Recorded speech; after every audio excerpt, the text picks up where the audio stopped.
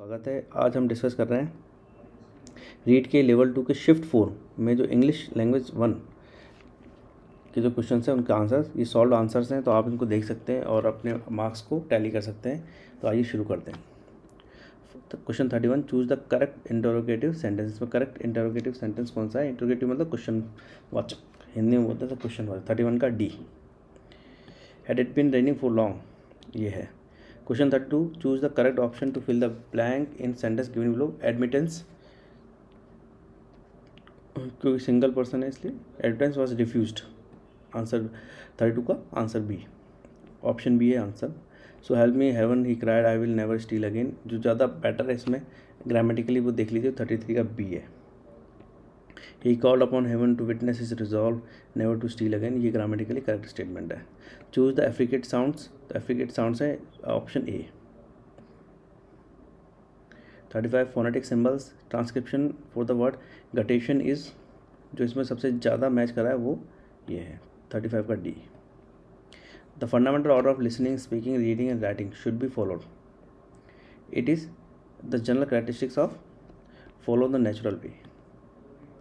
Option D is the answer. 36 का जो है option D is the answer.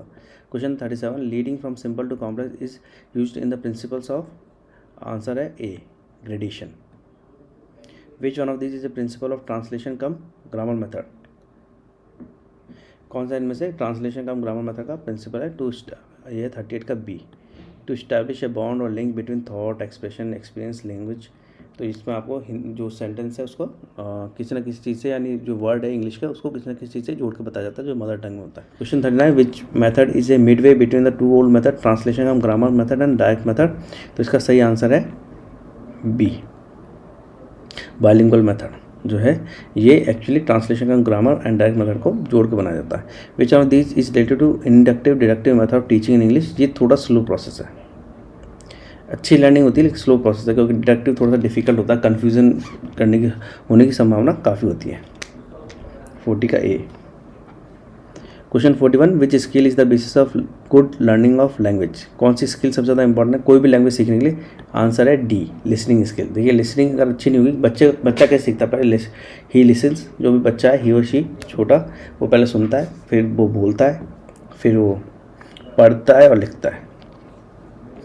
Choose the correct option which is not a technique for speaking skills. 42 का answer है C, role play. बाकी speaking skills है role play में perform करना होता है। Question 43, according Thomson Wyatt how many objectives are of teaching rapid reading? तो question 43 का आंसर है B, 4। Who was of the opinion that reading ability can be develop by reading books in solitude with ease, interest and pleasure? Basically ये कहा था Harold Bloom में था। अब बहुत ज़्यादा इसमें कोई मैचिंग मिला नहीं, लेकिन इसमें मान सकते हैं कि वेस्ट है, लेकिन बट श्योर नहीं है इसमें कि इसी ने कहा था, क्योंकि रीडिंग में काफ़ी एम्फेसिस था वेस्ट मेथड में, तो इसको थोड़ा सा मान के चलते हैं। अदरवाइज मैं श्योर नहीं हूँ कि हो सकता है, तो उसको डाउटफुल रख लीजिए। Oral reading is also known as loud reading. 45 का सी, जो मैं अभी कर रहा हूँ आपको लिए जो बना रहा हूँ बेसिकली वो जानबूझ के बना रहा हूँ बोलकर, लेकिन जो भी बोल के कोई भी चीज़ पढ़ी जाती है तो डैट इज़ लाउड रीडिंग।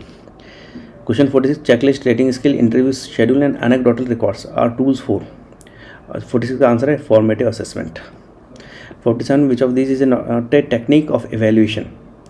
47 का सी, इमिटेशन नहीं, अप्रोप्रिएटनेस, इफेक्टिवनेस, प्रैक्टिकलिटी, ये एवेल्यूशन ही है, इमिटेशन नहीं होगा। Checklist technique is use for evaluation. 48 का आंसर है results, attendance, participation, games, sports, yes and no में होता है। Which of the these commission and committees had not made recommendation to the encourage internal assessment to continuous comprehensive evaluation? इसका जो answer है सही 49 का सी, मुदल्लियार कमीशन। बाकी हार्ट और हंटर कमीशन उन्होंने कहा। विच one of this is not objective? CCE, ये नहीं है, आंसर ए, इसका ऑप्शन ये है, to make the process of teaching and learning teacher centred activity, ये नहीं है। ठीक है, choose the synonym for the word vitality और वाइटैलिटी। क्वेश्चन 51 का सी, एनर्जी, इसका क्या आंसर है? एनर्जी, सिनोनिम है ये वाइटैलिटी का। Choose the antonym for the word anguish. Anguish का है antonym ecstasy. Choose the correctly spelled word, इसका 53 का सी, पिक्चरेस्क। आपको कोई पैराग्राफ भी पढ़ने की जरूरत, पैराग्राफ किसी में पढ़ने की जरूरत नहीं है। Adverb for the word disruptive will be disrupt. 54 का answer A. Choose one word for a tendency to do nothing और टू रिमेन अनचेंज। 55 का डी।